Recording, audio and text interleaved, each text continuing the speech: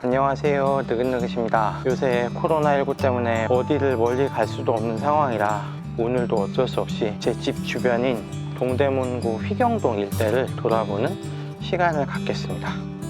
여기 주택가 한복판에 조그만 비석이 세워져 있는데 동명의 새길이라고 새겨져 있고, 이 옆을 보면 1984년 6월 27일에 동명회에서 건립이 됐다고 나와 있습니다. 추측컨대 아마 이 동명회라는 이 마을에 자치조직 같은 게 있어가지고 이 길을 1984년 무렵에 새로 닦았나 보죠. 그래서 그걸 기념하기 위해서 이렇게 비석을 세운 게 아닌가 추측을 해보는데, 그 유래는 정확히는 모르겠습니다. 저 비석이 세워진 1984년하고 맞물려서 생각해 볼 수 있는 게, 84년에 서울시에서 서울에 있는 주요 간선도로의 길 이름을 대대적으로 정하는 사업을 벌이거든요. 그래서 현재 우리가 알고 있는 길 이름의 근간이 한 84년 무렵에 정해졌다고 보셔도 무방할 텐데, 사실 근데 저 비석이 세워진 이 길은 동네에 있는 조그만 마을길이어가지고 서울시의 그 도로 사업하고 직접 연관이 돼 있다고는 보기는 어려우나, 그래도 대략 그런 전반적으로 서울시의 도로가 정비되는 과정 속에서 마을의 어떤 자치적인 조직이 마을의 이 작은 길을 정비하면서 남겼던 흔적, 마을의 역사적인 흔적이 아닐까 싶습니다. 그래서 제가 지금 전농동에서 휘경동의 이 경계를 따라서 걷고 있는데, 아무래도 이 동네가 오래된 동네이다 보니까 오래된 수도 계량기 판이라든지 아니면 오래된 전신주의 흔적이라든지 지난 세월 마을의 흔적들이 아직도 구석구석에 남아있는 걸 확인할 수 있는 곳입니다. 여기도 보면 지금 휘경 어린이탑 해서 이것도 1984년 5월 5일 어린이날에 세웠다고 하네요. 1984년이 이 동네에 뭐가 많이 생겼던 해인 것 같기도 합니다. 이 휘경동, 전농동 일대가 굉장히 오래된 주택가임을 알 수 있는 흔적이 지금 제 앞에 남아 있는데요. 여기 보시면 경수, 양수기라고 해서 일제강점기 당시 경성수도의 양수기 계량기를 보호하는 맨홀 뚜껑입니다. 그래서 방금 보셨던 것처럼 일제강점기 당시 수도 계량기판이 이쪽에 남아있는 이유가, 사실 이 근방에 철도국의 고급 관사가 위치하고 있어서 일제강점기 당시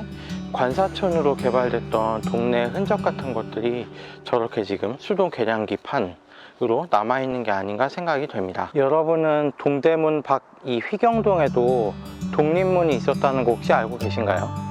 무슨 뚱딴지 같은 소리냐고 하시겠지만, 제가 지금 말씀드리는 이 동대문 밖 독립문은 실제로 문은 아니고요, 브랜드 이름이자 회사 이름을 말씀을 드리는 겁니다. 이제 우리가 흔히 네이, 그러니까 메리아스를 이야기할 때 백양이라든지 BYC 같은 회사나 브랜드가 떠오를 텐데요, 연세가 좀 있으신 분들은 아마 이 메리아스 브랜드 중에 독립문이라고 하는 브랜드를 들어보신 적이 있으실 거예요. 독립문 메리아스는 한국 최초의 의류 브랜드 상표라고도 불리는데, 그 독립문 메리아스를 만들던 평안섬유의 본사가 바로 이곳 휘경동에 위치하고 있었습니다.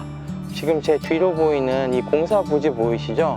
바로 이곳이 평안섬유가 독립문 메리아스를 만들던 곳입니다. 평안섬유는 그 일제강점기 당시 교육자이자 사회활동가로 유명한 월암 김항복 선생이 세운 회사입니다. 1937년 수양동호회 사건이라는 게 발생을 해서 도산 안창호를 비롯한 수양동호회 관계자들이 대거 검거가 되게 되는데요, 그 수양동호회에 참여하고 있던 김항복도 서대문 형무소에서 옥고를 치르게 됩니다. 그래서 나중에 후술하기로는 이 서대문 형무소를 왔다 갔다 하면서 봤던 독립문에 대한 이미지나 인상이 굉장히 커가지고 해방 후 섬유회사를 만들고 나서 그 브랜드 이름으로 독립문을 사용했다라고 이야기를 하더라고요. 2019년에 이곳 본사 부지를 한 600억 정도의 매각을 하고 다른 곳으로 이전을 했다고 하더라고요.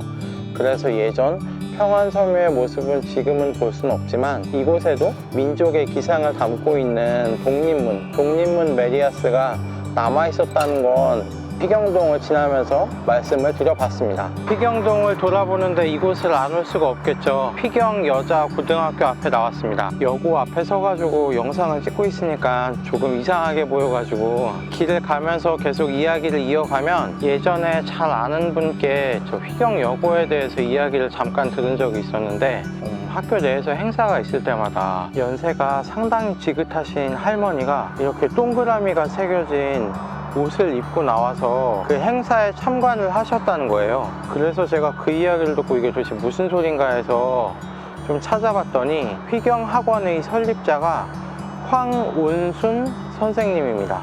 이 황운순 선생이 고아의 어머니라고 불릴 정도로 이 보육사업에 굉장히 혁혁한 공적을 남기신 분인데 1970년대 이 휘경학원을 설립해서 이 휘경여자중학교, 휘경여자고등학교 등 중등 교육 분야에 있어서도 상당한 업적을 남기시게 됩니다. 그리고 황운순 선생이 교육활동뿐만 아니라 원불교의 교인으로서 소태산 박중빈 대종사를 도와서 원불교가 자리 잡는 데 혁혁한 공을 세우게 되거든요. 특히 이 황원순 선생이 재정적으로 상당한 여유가 있었기 때문에 이 원불교가 자리 잡는 데 있어서 재정적인 지원을 아끼지 않았다고 합니다. 소태산 박중빈 대종사를 도와서 원불교에 큰 공을 세운 여성 제자들에게는 이 타원이라고 하는 덕포가 내려지게 되는데 이 황원순 선생님께는 팔타원이라고 하는 덕포가 내려졌다고 하네요. 그리고 언제 기회가 될 때 다시 한번 말씀을 드리겠지만 이 황원순 선생님과 이승만 대통령과는 또 뗄래야 뗄 수 없는 인연?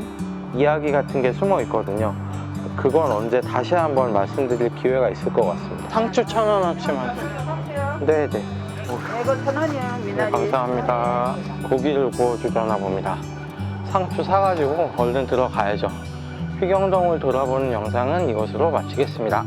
시청해주셔서 감사합니다. 끝.